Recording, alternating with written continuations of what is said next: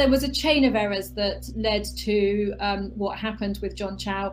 The biggest one was a failure of the Indian authorities to properly police the area around North Sentinel, and to him being able to get fishermen to take him into the area, and that should never have happened. There was also a failure before that, which was when the authorities announced in August this year that actually one of the restrictions was being removed from North Sentinel Island.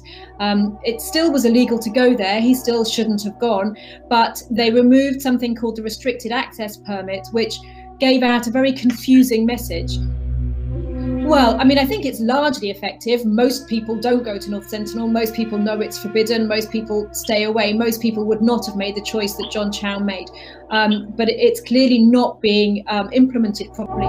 There's no safe way of retrieving his body, either for the people who would be undertaking the mission or for the Sentinelese. It would be incredibly dangerous, any attempts to land on the island. And they made it really clear to John Chau that he shouldn't go there, that he wasn't welcome. If you read his diary, they warned him away, and yet he went back. A lot of the press coverage about the Sentinelese has referred to them as Neolithic or Stone Age, and of course they're not. They're just as contemporary as everybody else.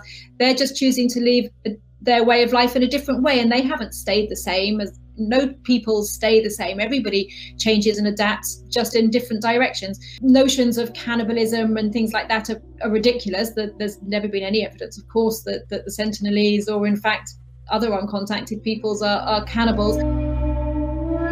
There are more than 100 uncontacted tribes in the world today, and in fact that number is going up rather than down. In Brazil, they've been in recent decades, they've discovered there were far more uncontacted people than they knew of before.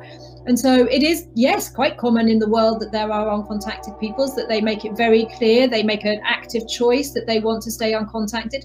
No one is uncontacted in 2018 by mistake, and their land and their resources have to be protected too, because for the Sentinelese, if their land is invaded, or for any uncontacted tribe, if their land is invaded or their resources are threatened, then they cannot survive. So it's really important to protect their land and allow them to make their own choices. And in this case, and in the case of uncontacted tribes, that means don't attempt to make contact with people who clearly have made it very apparent that that's not what they want.